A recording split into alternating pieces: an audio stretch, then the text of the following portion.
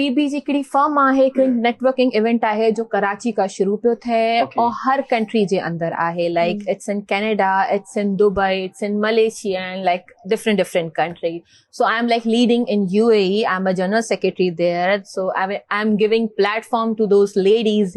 They are eligible. They are doing their own businesses. Right. I recently did a very good and very big event there. I gathered like more than 78 women who are like investors and who are like want to like start their business. So like that's a big achievement for me. Yeah.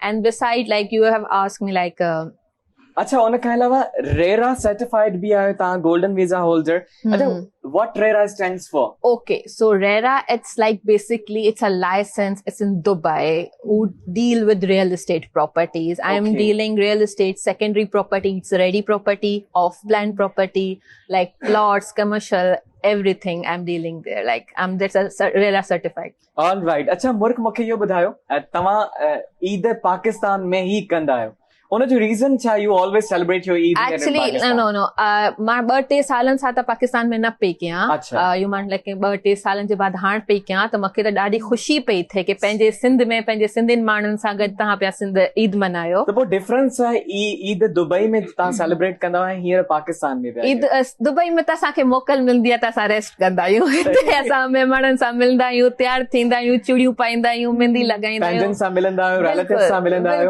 बिल्कुलु relatives सां बिल्कुलु घर में ईंदा आहिनि त हिते त मुंहिंजा फ्रेंड्स आहिनि असां घुमंदा आहियूं फिरंदा आहियूं सो लाइक हिते ख़बर पवंदी आहे कि ईद आहे कुर्बानी वग़ैरह कई आहे हा कुर्बानी त बिल्कुलु थींदी उहा त थींदी आहे और मूंखे उनमें इंट्रेस्ट न आहे असांखे सभिनि जे गोश्त में अच्छा मां मीट लवर न आहियां मां छो त सिर्फ़ु चिकन और फिश ई खाईंदी आहियां त मूंखे इंट्रेस्ट ई न आहे रेड मीट जे अंदरि ओके सरिश ॿुधो हाणे तव्हांजी उमेद